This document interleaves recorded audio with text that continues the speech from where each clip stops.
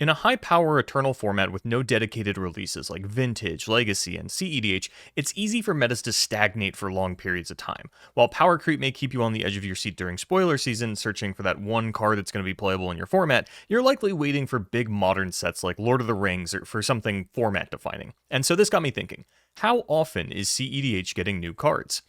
I'm only going to be looking at standard releases or expansion sets as they're known officially, and we're going back to January of 2020 when the sort of modern era of cEDH was born with the release of Theros Beyond Death. Between then and now, 17-ish standard sets have been released, with the most recent being Murders at Karlov Manor. We're not really looking for a comprehensive list of every card you may have or will make eye contact with in a cEDH pod, more so a vibe check of the set's impact on the format. So, starting with Theros, we're going to take a look at how many cards have made the cut for the highest power level Commander has to offer. At the start of 2020, Theros Beyond Death would set the groundwork for modern-day cEDH by giving us two of the most popular win conditions in the entire format in Thassa's Oracle and Underworld Breach. If you know anything about the format, these cards need no introduction or explanation into how format-defining they were, and as a special little treat, mono-white players got their staple commander in Heliod Suncrowned, popular for being a one-card combo with Walking Ballista. Without even taking into account one of Kinnon's staples in Nyxbloom Ancient, Theros Beyond Death is an instant 10 out of 10 for its impact on cEDH. In the spring of 2020, while absolutely nothing of importance was going on at a global scale, Magic had a sort of oops all berries situation and broke every format with the release of Ikoria Lairs of Behemoths. In cEDH, we were treated to the asymmetrical stack staple Draenith Magistrate, a very popular two-color commander in Winota Joiner of Forces, and the most popular two-color commander Kinnon Bonder Prodigy, and of course the game-breaking companion mechanic, which resulted in an auto ban on Lutri the Spell Chaser, as there was no actual cost associated with slotting it into a companion slot in Commander.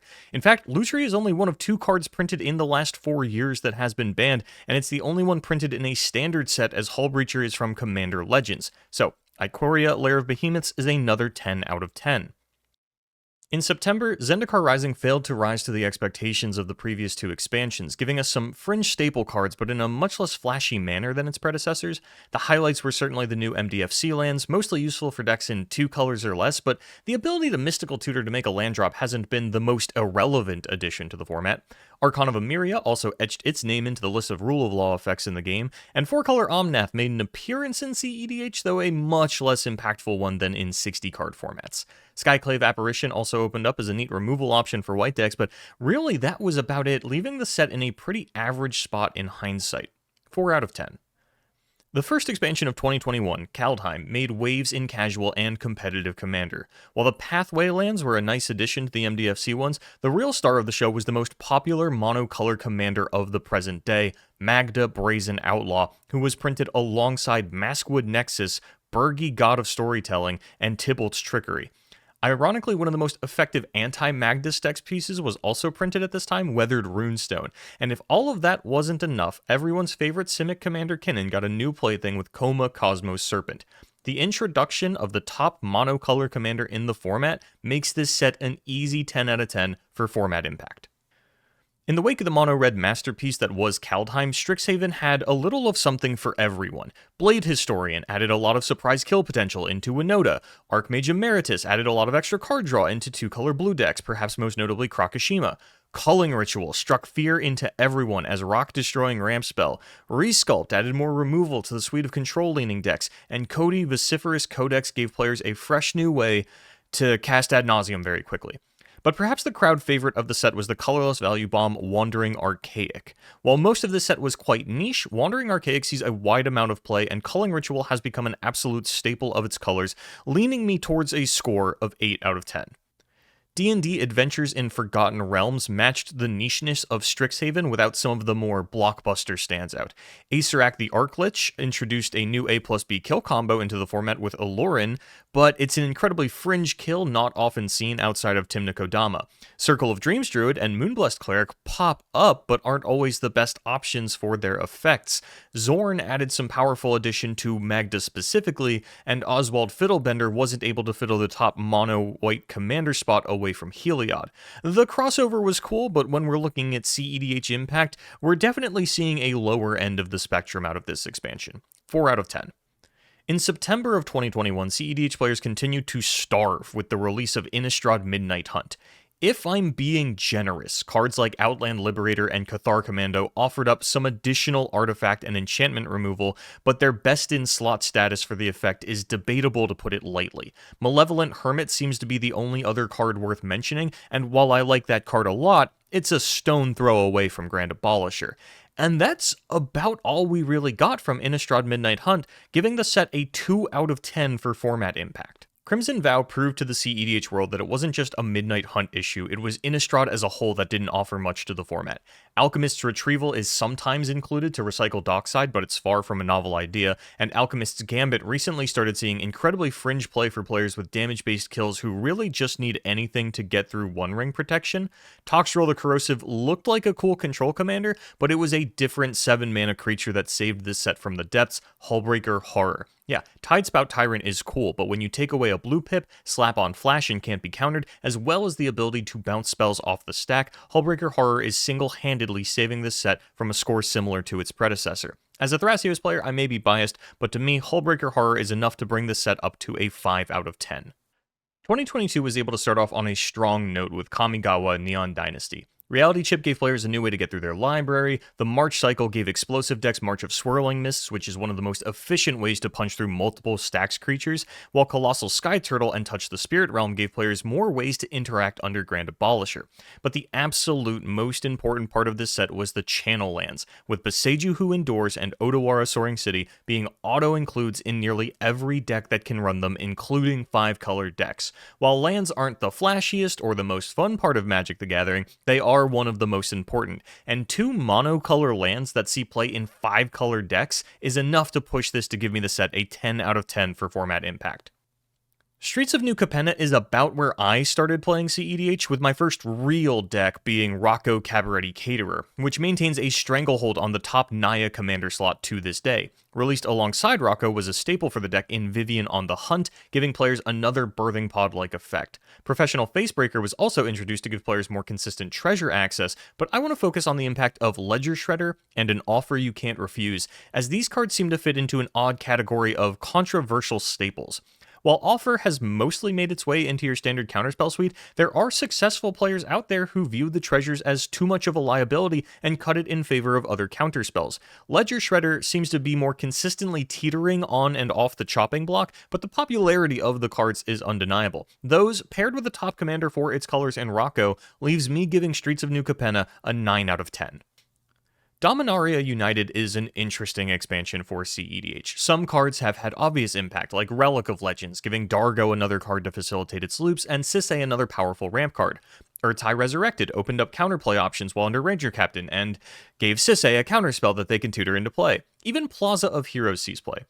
But Sheoldred the Apocalypse seems to still be getting figured out by players. On paper, it seems too slow for the format, but in practice, I've seldom heard poor things about it, and you have players like Comedian starting to ramp up on the sort of residual damage effects in nearly every deck, often pairing Sheoldred with cards like Bloodchief Ascension and Talion.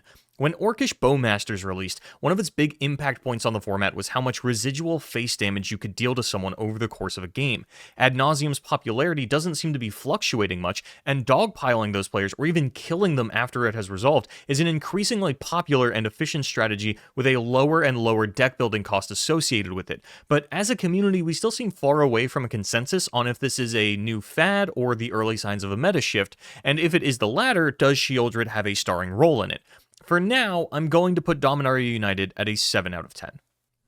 Brothers War was a bit of a bait-and-switch expansion, with a number of cards looking promising on release but not quite having longevity. Lauren of the Third Path, Myrel Shield of Argive, Soul Partition, and Haywire Might still see fringe play, but not even the release of the One Ring has been enough to earn Haywire Might a staple slot in green. However, Portal to Phyrexia has become a staple value piece in Magda decks, and Liberator Urza's Battlethopter has taken over the incredibly contested top colorless commander spot. And for that, I feel Brothers War is slightly above average set, 6 out of 10. Phyrexia All Will Be One is a 10 out of 10 set, and it's not because of Elish Norn, Mother of Machines like Sheldon thought it might be, although the card does get a shout out for creating a viable A+C with Rocco. Similarly, All Will Be One gets a shout out for making an A+C with Obnixilis, Captive Kingpin, who wouldn't actually be released for another set and a half in Aftermath.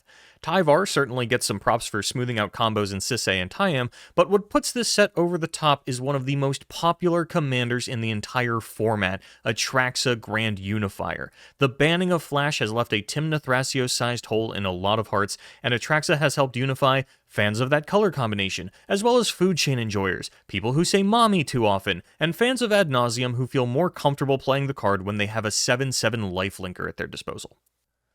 Last April, March of the Machines released with some absolute heaters, perhaps the flashiest being Heliod the Radiant Dawn and Atali Primal Conqueror in terms of commanders, with Atali currently sitting as the king of red-green. Fairy Mastermind also joined the scene to contest or even be paired with Archivist of Ogma in the 2-mana flash draw card slot, but perhaps the most impactful were the last two. Hoarding Broodlord is a staple in turbo decks like Tymna Jeska, and introduced some cool combos of their own thanks to Unfinity's Saw in Half, but it hasn't had quite the same impact as Invasion of Ikoria. The siege mechanic is a non-factor in cEDH, but a second copy of one of the best green spells in the game, Finale of Devastation, was massive. Yes, you can't kill the table with it like you can with Finale. The fact that you can't get humans definitely comes up, but so does the fact that it isn't a sorcery and is therefore immune to popular counterspells like Flusterstorm, Swansong, and Muddle the Mixture. And hey, Dockside isn't a human. So if you want to lump this set together with Aftermath, we'll also tack on the #1 black-red commander in Obnixilis Captive Kingpin and one of the best cards in Najeela, Samut, Vizier of Noctamoon. Vizier of Noctamen? Samut, Vizier of Noctamen. 3 viable commanders, 2 the best in their colors, and a little splash of something for everyone makes March of the Machines another 10 out of 10 impact set for me. The return to Eldraine wasn't quite the bombshell that the initial set was, but that's not to say it was a disappointment. Talion, Kindly Lord, not only sits behind Yuriko as the #2 blue-black commander, but it also sees play as a top-end value piece in a lot of main decks that are allowed to run it, and plays an important role in that residual burn style of deck building I mentioned with Shielder to the Apocalypse. But where Talion has overperformed, Beseech the Mirror has underperformed in regards to its initial hype, going from arguably a must-have to an option. But the real star of Eldraine was Agatha's Soul Cauldron, a mana fixer and duplicator of activate abilities that smooths out lines for Sisay, turns cards like Walking Ballista into combo kills with things like Obnixilis and Francisco Foul Marauder, and is one of those evergreen cards that is only going to get better with time. However, Agatha's can only do so much lifting as the star of the show, and so I'm giving Wilds of Eldraine an 8 out of 10 for impact. The final set of 2023, Lost Caverns of Ixilan, ended the year on a high note for cEDH players. Dauntless Dismantler, and to a lesser extent Kitesail Larcenist and Tishana's Tidebinder, introduced a wider berth of stacks and interaction pieces for players to experiment with.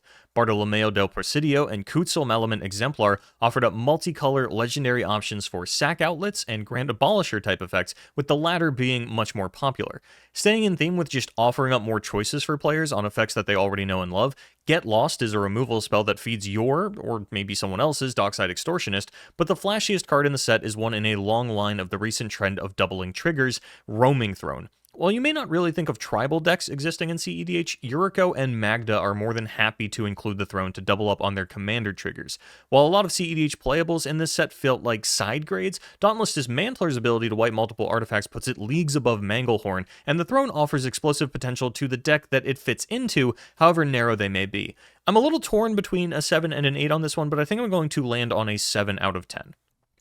And finally, we have the first expansion of 2024, Murders at Karlov Manor. While I can't speak for every rogue deck, I have seen my local Tayam player trying out cards like Insidious Roots and Archdruid's Charm, which is having a little bit of a further reach, though these cards are still quite specific. cEDH also seems to be the only format not enthralled with the Surveil lands, with less of them popping up in 2-color decks than I was expecting given their performance in other high-power formats. But the standout card of the expansion was once again a trigger doubler in Delny Streetwise Lookout. Delny hasn't quite been able to hang with the big dog in Blue Farm, but in something like Tymna Malcolm, where both commanders can take advantage of the ability, it's been right at home. That said, overall the impact of this set has been quite specific, and none of the top decks of the format really received much of anything, leaving me to give it an overall impact rating of 3 out of 10. And in case you wanted to put these in some kind of order, here are the sets ranked against each other in terms of cEDH format impact. We are, of course, very close to the release of Outlaws at Thunder Junction, but it'll be a little while before we can really tell what the big impact cEDH cards are. Personally, I'm looking at Vraska Joins Up as another card in a long line of victories for Sisay, but let me know in the comments what you think the big impact cEDH cards will be from Outlaws at Thunder Junction, or what your favorite addition to the format was over the last 4 years.